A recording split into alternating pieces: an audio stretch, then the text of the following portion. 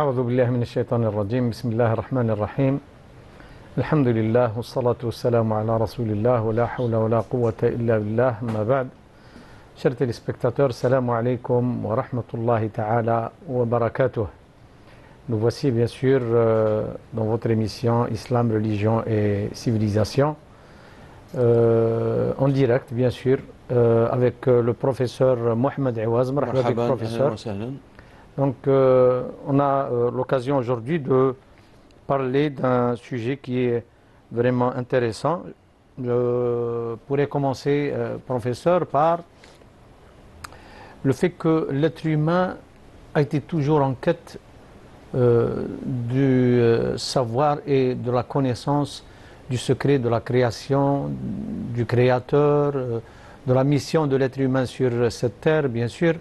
Donc, connaît-il des voies et des méthodes qui existent pour arriver à cette connaissance, pour acquérir cette connaissance, si vous voulez, professeur? Bismillah ar-Rahman ar-Rahim. Alhamdulillah, wa salatu wa salam ala sayyidina Rasulillah wa ala alih.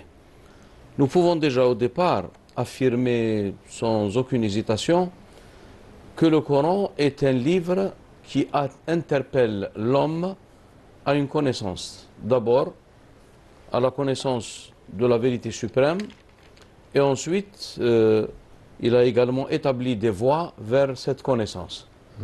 La révélation en est une, parmi tant d'autres. Donc la révélation, ou la voie de la connaissance par l'argument scripturaire, qui est le texte, et ici on parle bien sûr du texte coranique, et donc le contenu, c'est des enseignements concernant la connaissance d'abord des thèmes principaux de cette révélation. Alors pour les thèmes en question, on peut énumérer en premier degré l'unicité, tawhid. Ensuite, on peut également trouver un thème très très important qui lui également constitue une voie vers la connaissance de la vérité suprême, et qui est les signes de la création ou le monde en général. Et ensuite nous avons un thème très important également qui est le côté de l'eschatologie, donc tout ce qui se rapporte à la vie future et tout ce qui se rapporte à toute l'étape qu'on peut qualifier de post-mortem, c'est-à-dire les choses qui interviendront après la mort, et dont la raison ne peut dire pratiquement rien là-dessus, et également l'expérimentation non plus. Donc c'est quelque chose qui relève plutôt du domaine spirituel, et dont les données auxquelles nous adhérons sont fondées sur l'élément scripturaire, c'est l'élément du texte, al-khabar al-sadiq, soit le Coran ou la parole du prophète sallallahu alayhi wa sallam, selon les degrés qui sont connus bien sûr par rapport à l'authentification des traditions prophétiques. Nous avons également un thème très très important, et qui est les contes des prophètes, qasasu al-anbiya. Mais ces contes ne sont pas évoqués dans le Coran pour donner des informations sur l'état civil d'un prophète, sur son nom, son prénom, son lieu de naissance, ainsi de suite. Mais c'est exposé en tant que figure de sainteté, et aussi en tant que modèle à suivre.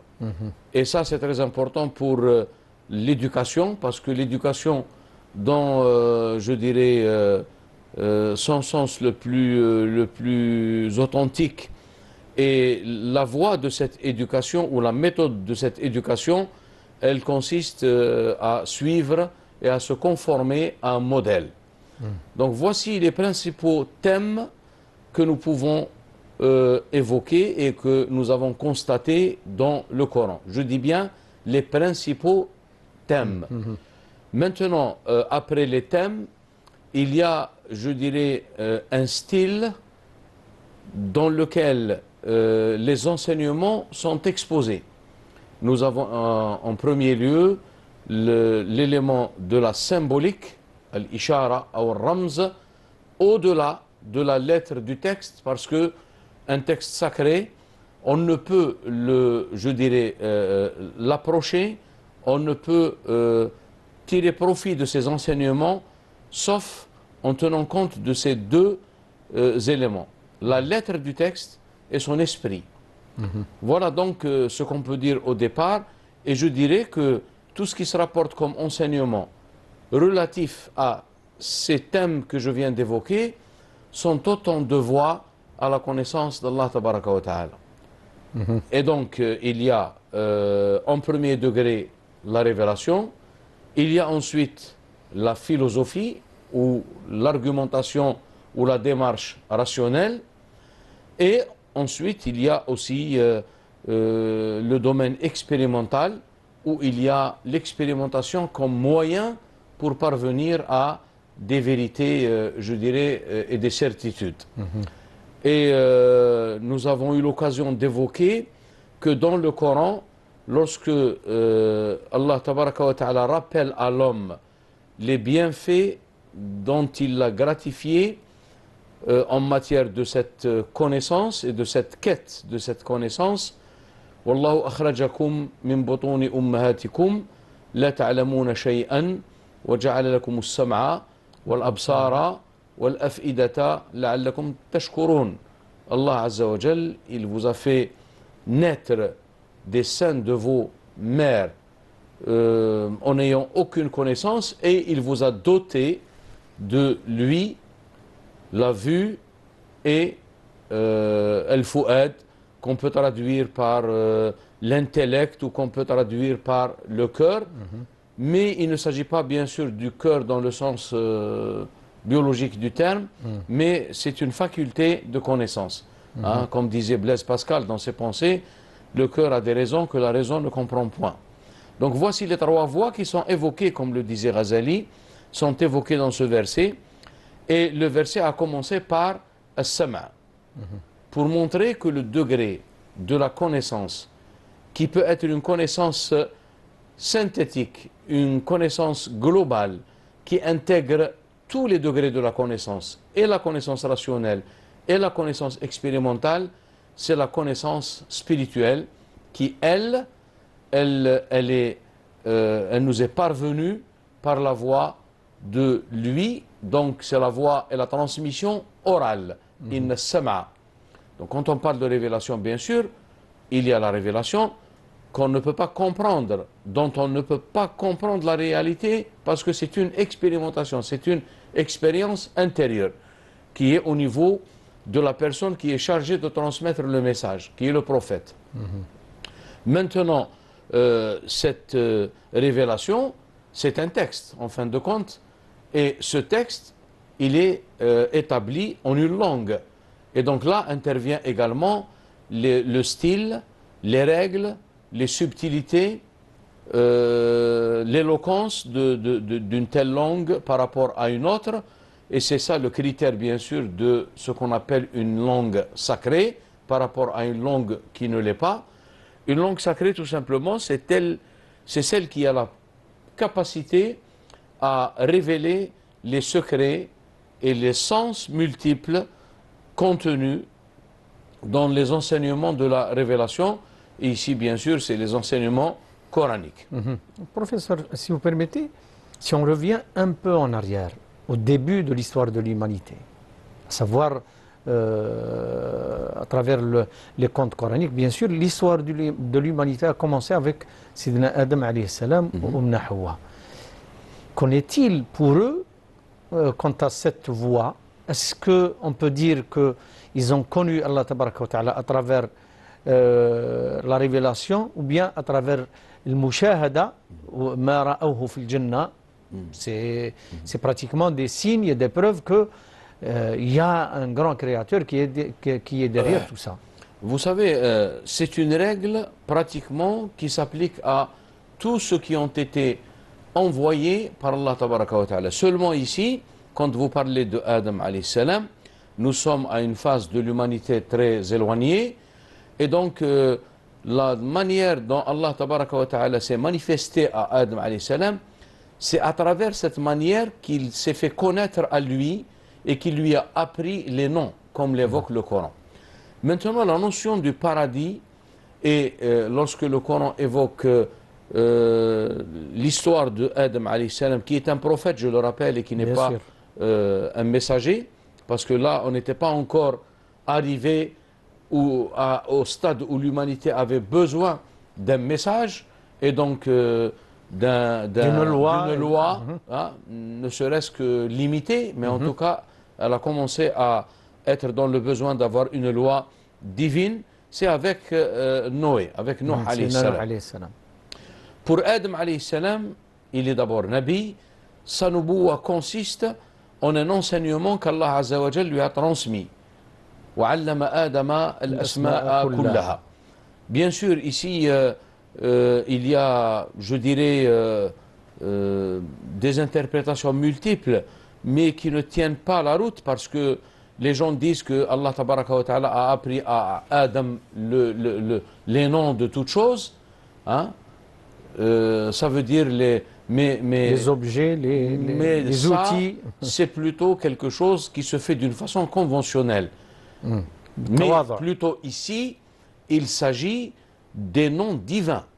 C'est-à-dire, Allah Tabaraka wa Ta'ala a enseigné à Adam les noms qui sont les noms divins. Et c'est à travers cette théophanie, عن طريق هذا التجلي للحق تعالى لآدم عليه السلام عن طريق تعريفه بالأسماء الإلهية توصل آدم إلى هذه المعرفة. Voilà. Et quand on parle du paradis, ce n'est pas un paradis dans le sens, je dirais, sensible du terme. C'est-à-dire, il y avait un paradis, il y avait des ruisseaux, il y avait des... Dans le sens, je dirais, sensible du terme, et dans le sens physique. C'est plutôt une allusion, un symbole qui renvoie à un état de connaissance parfaite de la vérité, et un état d'anéantissement et d'absorption dans cette vérité et de contemplation. مشاهدة هذه الكمالات الإلهية. هذا الذي يسميه القرآن, ce que le Coran qualifie de مقام أحسن تقويم. Je reste toujours sceptique et je reste toujours très réservé par rapport aux traductions, parce que لقد خلقنا الإنسان في أحسن تقويم. Donc là, la traduction, elle va directement vers quelque chose qui est physique et sensible et extérieur. Ce n'est pas du tout le cas.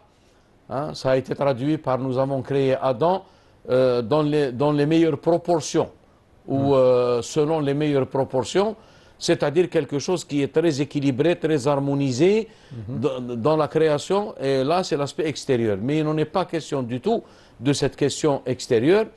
Il s'agit d'un état de béatitude, de contemplation, de proximité d'Allah Tabaraka wa Ta'ala. Et la chute en elle-même n'est pas une chute physique. La chute, elle est en rapport avec l'élévation de l'homme, sa tendance à la connaissance de la vérité et de sa contemplation perpétuelle, et lorsqu'il se détourne de cette fonction, il subit une chute.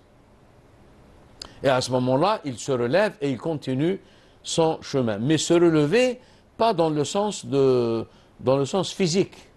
Et mais il n'y a pas de mal à ce que le sens physique soit joigné à ce sens que vous venez de décrire. Oui, il n'y a pas... C'est-à-dire le fait de descendre d'un niveau mais spirituel. Mais la descente ici, elle n'est pas physique. Justement, mais elle peut, ça veut dire elle peut être une suite ou un résultat à la descente spirituelle, non? Oui, justement. Mais c'est elle, c'est la signification spirituelle qui est visée, qui est la finalité, parce que c'est de cela qu'il s'agit. Mais c'est tout à fait normal que nous, les humains, vivons dans un contexte temporel, vivons dans un espace, on a tendance toujours à comprendre les choses en fonction de ce qui nous entoure et de limiter les choses à des conceptions qui sont pratiquement des représentations humaines, je dirais physiques ou rationnelles. Parce que même quand on parle de rationalité, c'est des représentations qui sont quand même limitées. Mais un texte sacré, qu'il s'agisse du Coran ou autre, un texte sacré, une parole divine, qui est d'abord, quand on parle du Coran, elle est qualifiée d'une parole divine incréée, Kalamullah Ta'ala al-Qadim, éternel, غير مخلوق, ça veut dire qu'il est susceptible de plusieurs significations. Et donc, là, lorsqu'on se met dans ce niveau de, je dirais, de compréhension, à ce moment-là, on va avoir une lecture du Coran, et cette différence d'interprétation a été exprimée par le prophète sallallahu alayhi wa sallam, الذي قال في حديث لكل آية ظهر وبطن وحد ومطلع. Pour chaque verset, il y a, je dirais, un aspect apparent et un aspect caché, mais et un lieu, une limite, un lieu de départ et un lieu d'ascension. حد, الحد c'est le matla', الحد c'est la limite, ou le matla' c'est le lieu d'ascension. Et cette ascension, elle est impossible uniquement avec une démarche rationnelle. C'est pour cette raison que la démarche de la révélation, al-wahyu, huwa tariqatun wa ta'ammulu fi ma'ani al-kalami al-ilahi, huwa al-tariq al-wahid. C'est le seul moyen pour dépasser la lettre du texte et pour comprendre le sens, je dirais le sens exact et le sens profond de ces enseignements coraniques, notamment par rapport à la vérité suprême, Allah tabaraka wa ta'ala. Et c'est pour cette raison que si on se limite à la raison, ça veut dire je suis en train de me représenter la vérité en fonction et à partir de quelque chose qui est créé. حادث فهمي وإدراكي للحقائق حادث لأنه نابع مني. فبهذا الاعتبار فإنه بعيد عن الحقيقة. ولذلك الله تبارك وتعالى a, si vous voulez, fermé ce domaine, ليس كمثله شيء. Donc, quelle que soit la conception, quelle que soit la représentation que tu te fais, même en lisant un texte sacré qui dit qu'Allah tabaraka wa ta'ala est qualifié de toutes ses perfections, يقول أن الله تعالى موصوف بكل هذه الكمالات ومنزه عن هذه النقائص. Du moment que tu pars de quelque chose qui est en toi, une faculté qui est en toi, la raison ou loin encore les sens, qui sont incompatibles pour comprendre et pour, je dirais, percevoir cette vérité qui est au-delà de la raison, elle est suprarationnelle, elle est au-delà des sens. Donc, il reste le moyen qui est lui-même l'objet en même temps. Al-mawdu'u huwa aynu al-wasila. Parce que il n'y a aucune adéquation, aucune correspondance entre le sujet qui tend à cette perception et à cette connaissance, al-mudrik, al-arif, et al-ma'rouf, le connu. Donc cette connaissance n'est possible que seulement si celui qui est l'objet de connaissance ouvre cette porte de connaissance.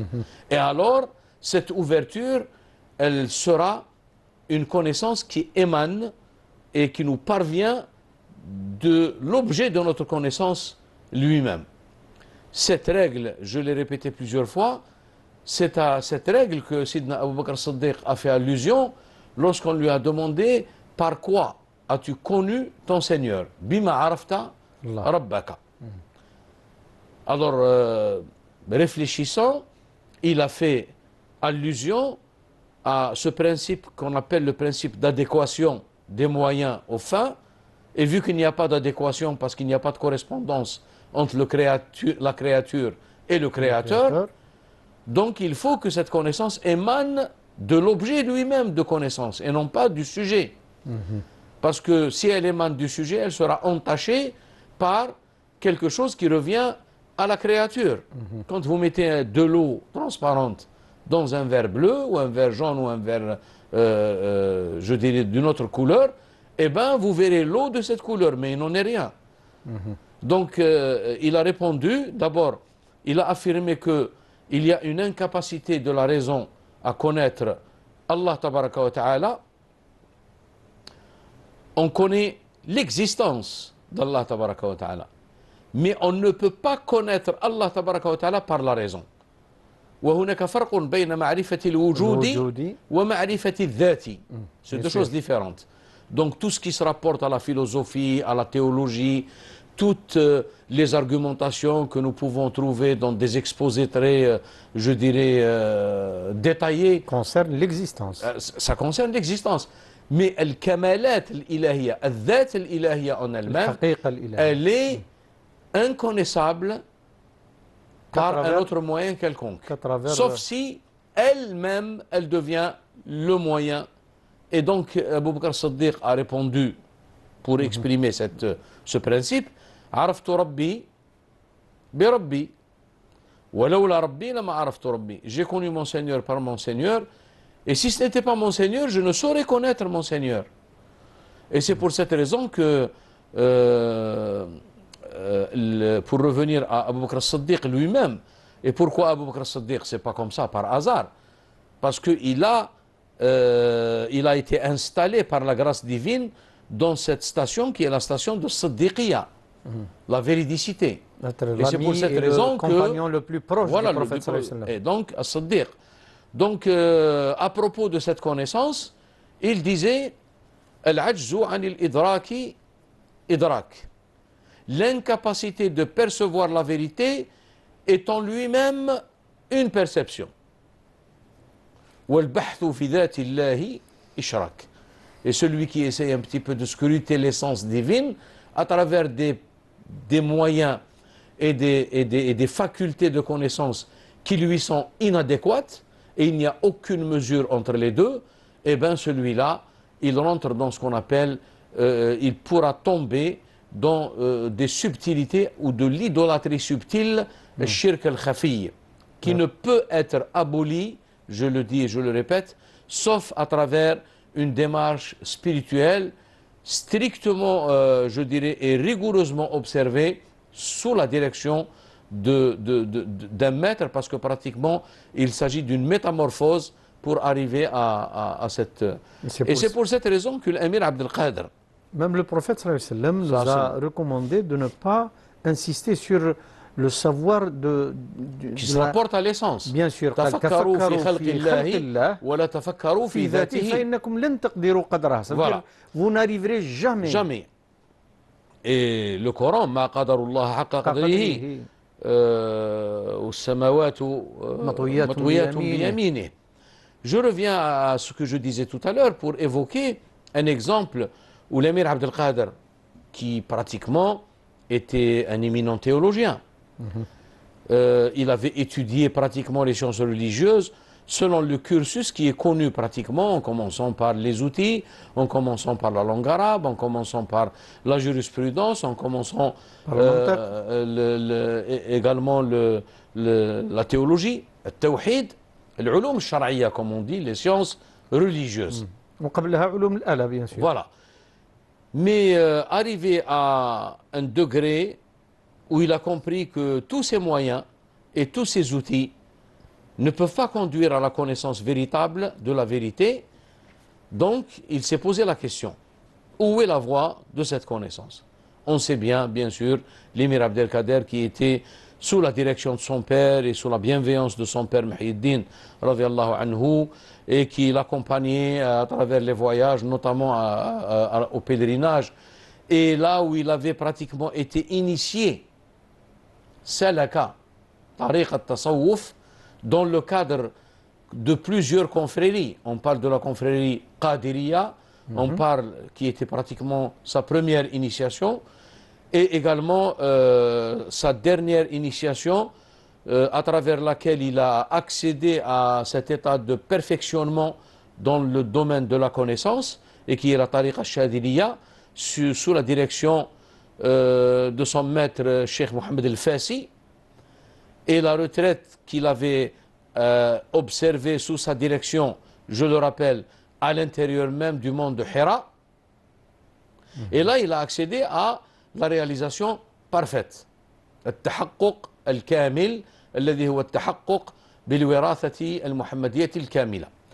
Lorsque on lit le tome 1 de Al-Mawaqif de l'émir Abdelkader, alors ce qui attire notre attention, c'est que d'abord il a commencé par formuler une critique vers la théologie dogmatique. Et il a dit que Ilm al-Kalam ne peut pas être une voie de certitude, ne peut pas être une voie de la connaissance d'Allah Tabaraka wa Ta'ala.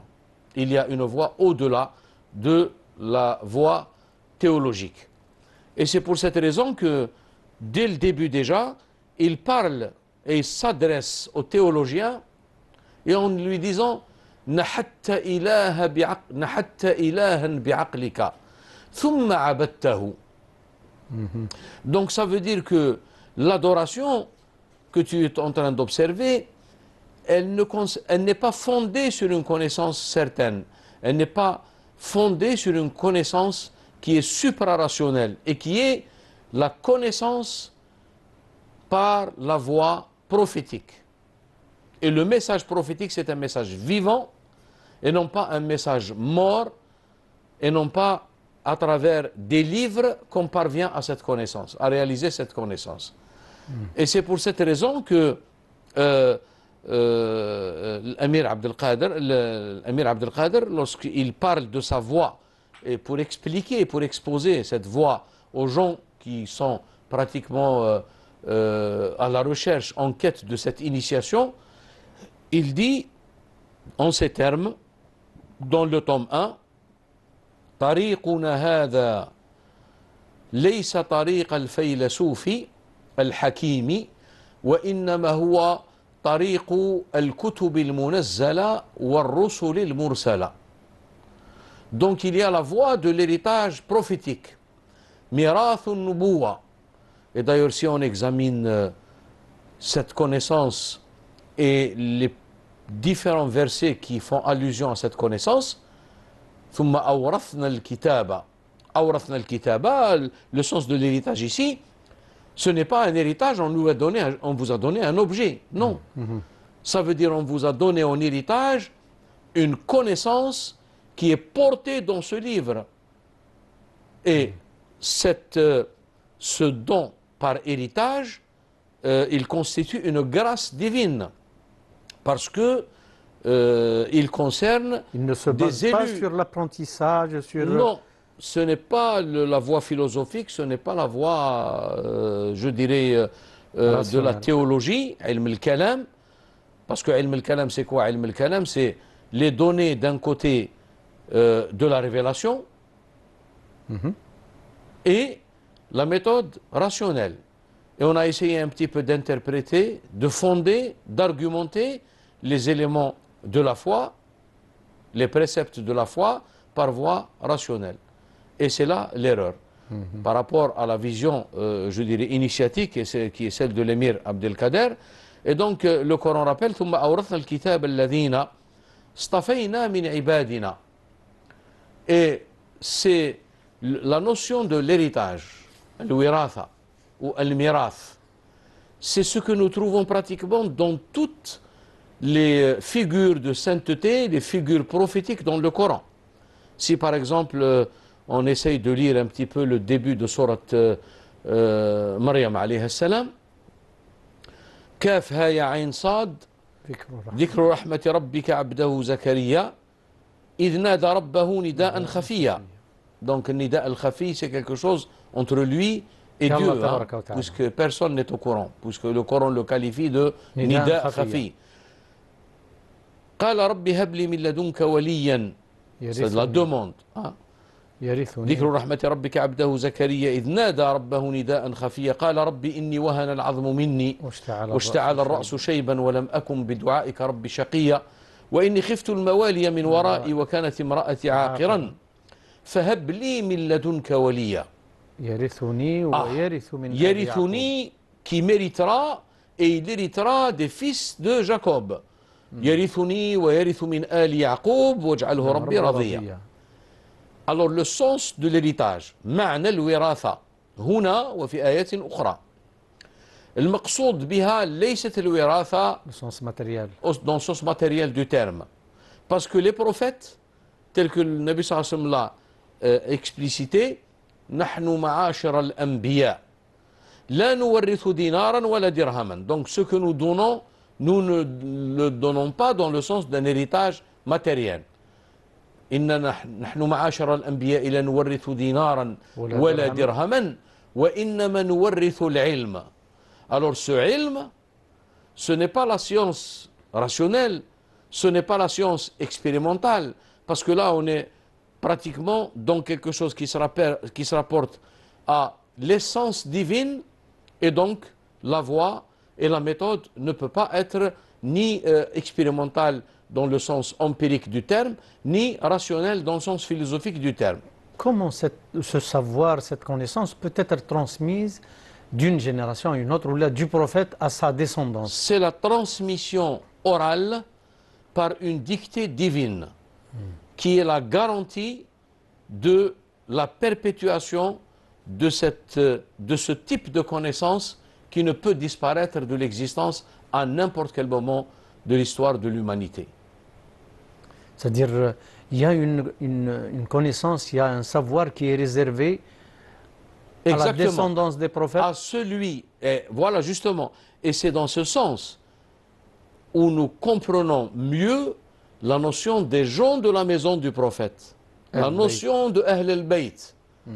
La notion de Ahl al-Bayt n'est pas une affaire, je dirais, tribale. Et ce n'est pas uniquement au prophète sallallahu alayhi wa sallam, parce que al-Bayt, ça concerne aussi al-Ya'qub. Pratiquement dans toutes les maisons prophétiques, dans toutes les familles prophétiques. Pourquoi? Parce que la prophétie qu'ils ont reçue, cette prophétie, elle est transmise par héritage à leur descendance. Et le Nabi sallallahu alayhi wa sallam, lorsqu'il a parlé des gens du froc, Ahlul Aba'ati, قال اللهم إن هؤلاء أهل بيتي. Bon, il y a Ahlul Bayt et il y a la notion de Ahl al-Bayt. C'est deux choses différentes. Parce que dans le sens spirituel, lorsque quelqu'un soit initié et entreprend le chemin de l'héritage spirituel, il est considéré comme étant avoir adhéré déjà à la notion de Ahl al-Bayt. L'exemple de dans le Salman sens spirituel, voilà, l'exemple al-Farisi, de Salman al-Farisi, qui est quelque chose qui se rapporte à lui, mais qui ne peut pas être par transition porté vers les membres de sa famille. Alors, c'est ce qui explique d'abord que la voie spirituelle dont vous avez parlé maintenant, et quand vous avez posé la question, est-ce qu'elle existe tout le temps, cette initiation et cette voie de connaissance vers la vérité? Eh bien, Allah tabaraka wa ta'ala, lorsqu'il a accordé cette connaissance aux gens qu'il avait élus, les prophètes, donc il leur a transmis par héritage cette connaissance, et qui a été transmise également oralement de génération en génération jusqu'à aujourd'hui.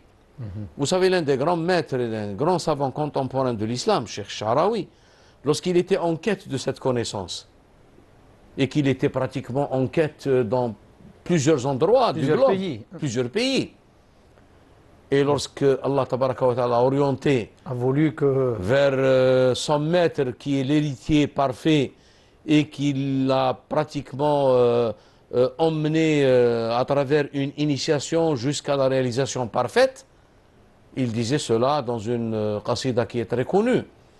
نور القلوب وري روح الوارد هبرية تدني الوصول لعابد تزهو بسلسلة لها ذهبية من شاهد للمصطفى عن شاهد. Et là, Sha'rawi, quand il parle de ces choses-là, il n'est pas en train de plaisanter. C'est quelqu'un. طوفت في شرق البلاد وغربها وبحثت جهدي عن إمام رائد أشفي به ظمأ لغيب حقيقة وأهيم منه في جلال مشاهدي حتى هداني الوهاب جل جلاله فوجدت بتلمسان مقاصدي واليوم آخذ نورها عن شيخنا محي الدين محمد بالقائد. Donc, peu importe, hein, moi personnellement, j'expose ces choses-là pour montrer que le véritable chemin de la connaissance d'Allah tabaraka wa ta'ala, le véritable chemin vers le tawhid, il ne peut pas être conçu en dehors d'une connaissance spirituelle, d'un cheminement spirituel, d'une réalisation spirituelle qu'on appelle التحقق الروحي في مقابل منهج التعقل الذي نجده عند الفلاسفة وعند المتكلمين. نعم في فترة dans une époque donnée de l'histoire de la pensée musulmane, lorsque il y a eu cette, je dirais, cette prise de conscience chez certains savants que la voie rationnelle des théologiens n'est pas la bonne voie. Et donc, je rappelle la fameuse rencontre d'Ibn Arabi avec Ibn Rushd en Andalousie. Et lorsque Ibn Rushd a pris connaissance de ce que Ibn Arabi disait et ce dont il avait été gratifié en matière de connaissance, Ibn Rushd, il a été surpris, il a été ébahi, il a dit comment se fait-il que ces connaissances sont exposées de cette manière? Y a-t-il alors une autre voie que la voie de la raison? Sans oublier bien sûr que Ibn Rushd, rahimahumullah jami'an, il a essayé un petit peu de faire une conciliation. On parle d'Ibn Rushd al-Hafid? Oui, al-Hafid. Donc, il a essayé, l'auteur de فصل المقال فيما تقرر بين الشريعة والحكمة من اتصال. Un autre ouvrage qui est مناهج الأدلة في معرفة عقائد الملة. Les deux titres sont significatifs et la démarche d'Averroès, Ibn Rushd Huna, était de concilier l'élément de la révélation qu'il qualifiait par le mot sharia et la philosophie qu'il qualifiait autrefois, parce que c'était l'usage, par le mot hikma, parce qu'on dit que la définition de la philosophie c'est l'amour de la sagesse, donc hubbu al-hikma. Mais il y a eu une rencontre mystérieuse entre Ibn Rushd et Ibn Arabi, et ils se sont échangés deux mots. L'un lui posa la question: هل وجدتم عندكم بالكشف ما وجدناه عندنا بطريق العقل? La réponse était نعم. Et la deuxième réponse était là. Ça veut dire oui et non. Et cette rencontre, je dirais, elle marque, je dirais, la limite de la conception dogmatique.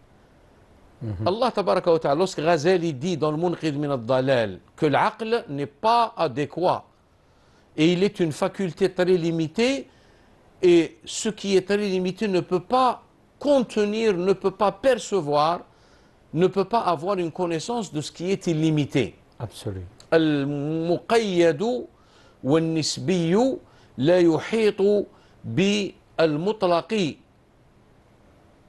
Et d'ailleurs, il y a une...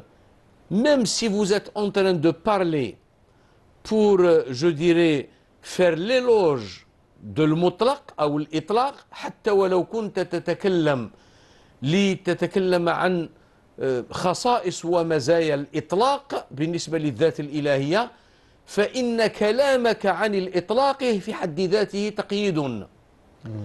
Et c'est pour cette raison que, je le rappelle, le Coran, il nous a fermé, pas pour nous priver de suivre une voie de connaissance, parce qu'il interpelle l'homme toujours à être en quête de cette connaissance de la vérité. Mais il nous a interpellés pour nous dire que la voie par laquelle vous voulez arriver à la connaissance de cette vérité absolue, ce n'est pas la voie rationnelle, c'est une autre. Et il a fermé cette voie, ليس كمثله شيء وهو السميع البصير. Et cette incapacité, non seulement par rapport à la perception, l'idrak, cette conception même, cette incapacité même à être en mesure de rendre je dirais, la louange à Allah tabaraka wa ta'ala. القدرة على حمد الله تعالى والثناء عليه. حتى في هذا المجال النبي صلى الله عليه وسلم بين أن هذا الباب مغلق، وأن الحمد الحقيقي هو الاعتراف بعدم القدرة على الحمد. فقال لا أحصي ثناء عليك أنت كما أثنيت على نفسك. أنت كما أثنيت على نفسك. Pourquoi أنت كما أثنيت على نفسك? Parce que c'est toi qui es le seul en mesure de connaître, de te rendre les louanges à toi-même comme toi-même tu te les, je dirais, attribué. Je ne saurais, la uhsi thana'an alayka, je ne saurais te présenter mes louanges. Les louanges sont telles que tu te les présentes toi-même pour toi-même. لا أحصي ثناء عليك أنت كما أثنيت على نفسك. Et donc là, l'Amir Abdel Qadir, lorsque il évoquait cette incapacité de la voie rationnelle dans le début de le tome 1 du Kitab al-Mawaqif, il évoquait d'abord certains exemples de théologiens qui ont suivi la voie rationnelle philosophique et qui se sont trouvés dans une impasse. Nous avons pratiquement l'exemple de Imam al-Haramayn, l'imam al-Juwayni. Nous avons l'imam Fakhr al-Din al-Razi. Et nous avons également l'imam Sadr al-Din al-Shayrazi, qui, eux, sans exception, dans leur expérience de la connaissance, ils ont montré l'incapacité de la raison d'arriver à cette connaissance, si ce n'est par la voie de réalisation rationnelle. La réalisation spirituelle. Et l'Amir Abdel Qadir, il évoque et il nous appelle, il nous dit, regardez, regardez. Et il dit, regardez pratiquement les érudits, ces grands maîtres. Il dit, asatinu al-ilmi wal-fikri wal-ma'rifa. Et il évoque par exemple l'imam Fakhr al-Din al-Razi, et il dit, regardez le fruit de sa connaissance et le fruit de sa démarche. À la fin de sa vie, Fakhr al-Din al-Razi, il disait نهاية إقدام العقول عقال ومعظم سعي العالمين ضلال. Il y a de quoi être interpellé pour celui qui est vraiment en quête de la connaissance de la vérité. Quand il entend un philosophe, un théologien, un médecin, un exégète pratiquement arrivé à cette fin, eh bien, moi je dirais en termes simples qu'il vaut mieux être, selon ce que dit le proverbe chez nous en termes populaires, Mimouna ta'af rabbi wa rabbi ya'arf mimouna. Il ne faut pas trop rentrer dans ces considérations qui peuvent nous égarer. Alors, nihayatu iqdami al-uquli iqalu wa mu'adhamu sa'i al-alamina dhalalu wa mastafadna tula umrina min bahthina siwa an jama'na qila wa qalu. Voilà ce que nous avons réuni, ce que nous avons compilé. Et là, il y a aussi l'imam Shayrazi, سافرت فيك العقول يا أغلوطة الفكر فلم ترجع من ذلك إلا بتعب السفر. Ça veut dire qu'ils ont entrepris des voies multiples, des voies diverses. Mais en fin de compte, ils n'ont récolté que la souffrance et l'épuisement. Et pourquoi la souffrance, la fatigue et l'épuisement? Parce que la voie sûre et la voie royale et la voie, je dirais, samha, sereine, comme le disait l'imam Abul Hassan Shadli, lorsqu'il parlait des moyens de la connaissance, wasa'il ma'rifa. قال من دلك على نفسك, celui qui t'oriente vers ton ego, ta personne, celui-là, il t'a trahi. من دلك على نفسك فقد غشك. Et celui qui t'oriente ou celui qui t'indique les œuvres, كثرة الأعمال, il te fatigue. فقد أتعبك ومن دلك على الأعمال فقد أتعبك ومن دلك على الله فقد نصحك. Celui qui t'oriente vers Allah tabaraka wa ta'ala, c'est celui-là qui a compris et qui a connu la véritable porte de cette connaissance, et qui est Allah et non pas autre que lui. Et c'est pour cette raison que l'imam Shadli en lui-même, concernant cette connaissance, lorsque il est arrivé à cette connaissance, il dit que seul Allah tabaraka wa ta'ala peut être la garantie pour parvenir à cette connaissance et à ce perfectionnement à travers cette réalisation spirituelle. Et aujourd'hui, bon, bien que cela est plus une démarche rationnelle que sociale, mais en tout cas, il y a toujours un moyen d'être, je dirais, ou d'avoir une participation avec cette voie d'initiation et cette voie de réalisation et ce cheminement spirituel. Et c'est la voie qui se distingue bien sûr de toutes les autres voies. D'ailleurs, même les grands psychiatres, les grands psychologues dans la pensée de la psychologie et de la science moderne, je prends l'exemple par exemple de Carl Jung, il dit que Dieu ne peut pas être renfermé dans des conceptions dogmatiques. Il faut aller au-delà. Et même les modernistes, des fois, ils mettent le doigt sur, je dirais, sur l'abcès. Ils disent que la connaissance à travers le modèle prophétique vivant, c'est elle la véritable connaissance. On ne peut pas connaître la vérité à travers une lettre morte, à travers ce qui est exposé dans les ouvrages, dans les livres. Donc il y a la démarche livresque, qui est bien sûr bénéfique, mais dans un domaine très relatif. Mais quand il s'agit de la connaissance de Tawhid, de la connaissance d'Allah tabaraka wa ta'ala, qui ne peut être obtenue que par un contenu, ce contenu qui est un contenu qui est une connaissance, et que le Coran, je le rappelle, parce que le Coran utilise le mot ilm pour désigner ce type de connaissance. Et s'adressant à Nabi sallallahu alayhi wa sallam, Allah tabaraka wa ta'ala lui dit fa'alam annahu la ilaha illallah. Sache qu'il n'y ait pas d'autre divinité qu'Allah tabaraka wa ta'ala. Ce tawhid, je le rappelle, il n'est pas un tawhid dans le sens arithmétique du terme, comme on dit 1, 2, 3, 4. Parce qu'Allah tabaraka wa ta'ala est au-delà d'être un corps ou d'être un accident ou d'être une substance matérielle. Il est au-delà de tout ça. Et d'ailleurs, il y a une fameuse sentence des théologiens, كل ما خطر ببالك فالله بخلاف ذلك. Tu ne peux pas, sauf si dans la mesure où lui-même se fait connaître à toi. À ce moment-là, c'est une ouverture qui relève de l'absolu et non du relatif. Et donc, s'adressant au prophète sallallahu alayhi wa sallam, fa'alam annahu la ilaha illallah.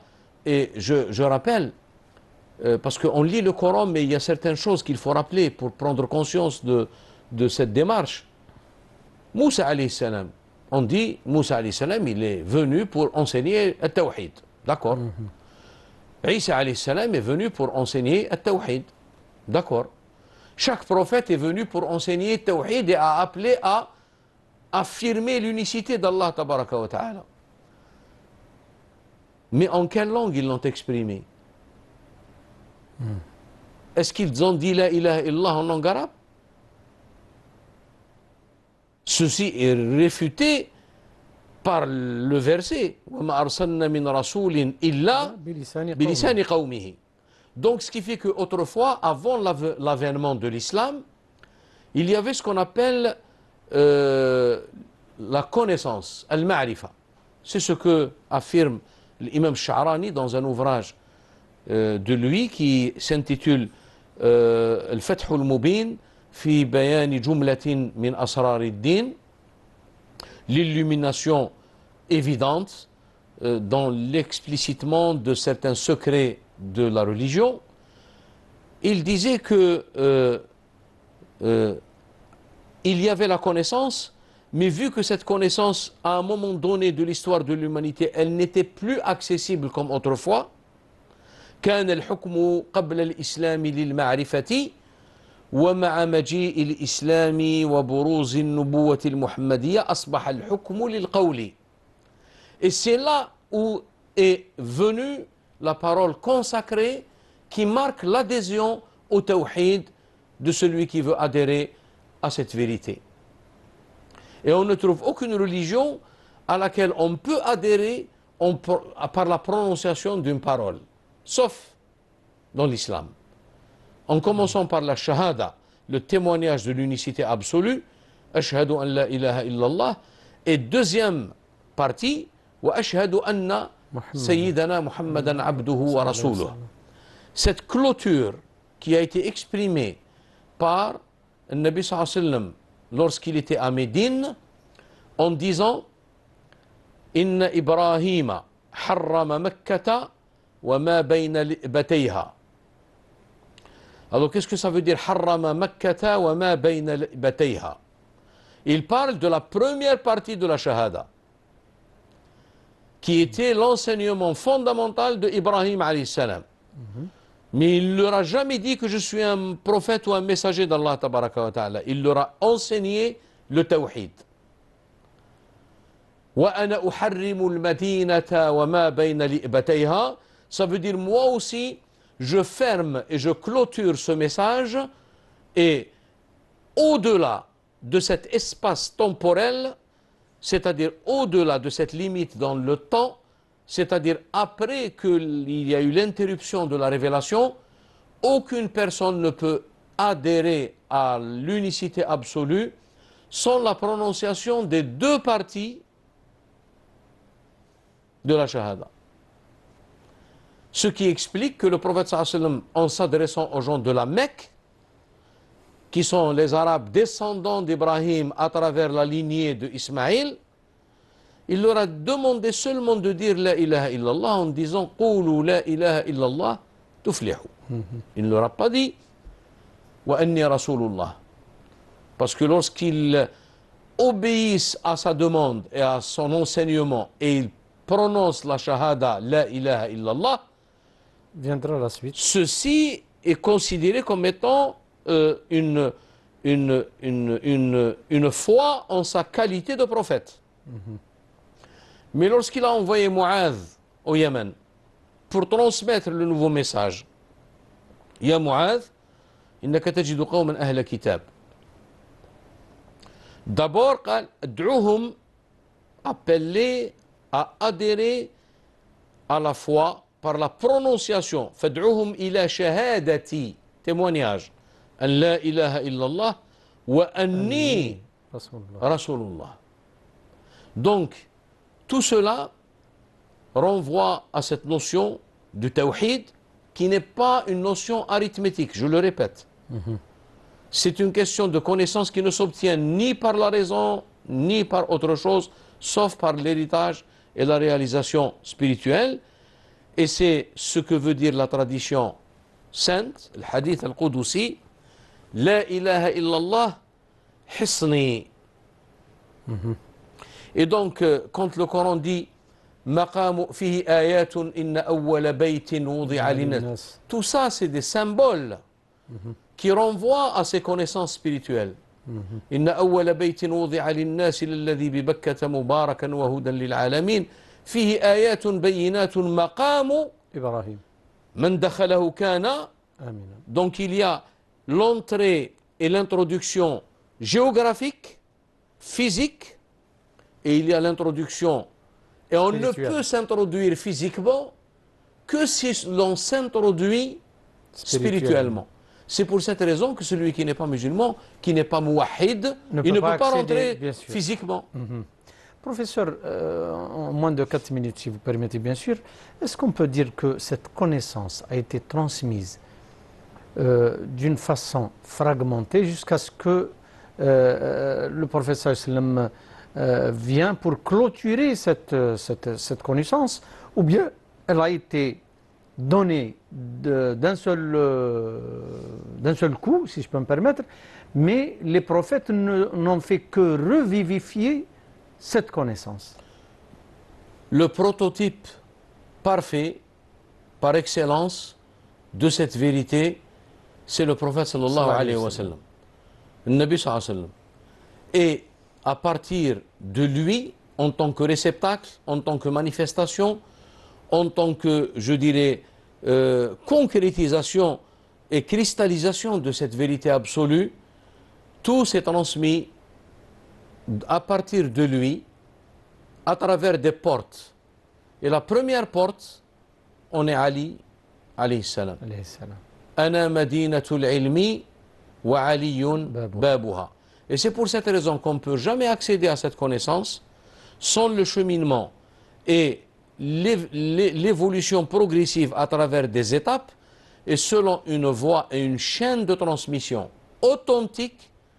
Et cette chaîne de transmission, obligatoirement, elle doit aboutir à l'un des membres de la famille du prophète sallallahu alayhi wa sallam. Imma Sidna al-Hussein, imma Sidna al-Hassan. On ne peut pas. Et donc, tout ça, la notion de la maison du prophète sallallahu alayhi wa sallam, c'est quelque chose de très important.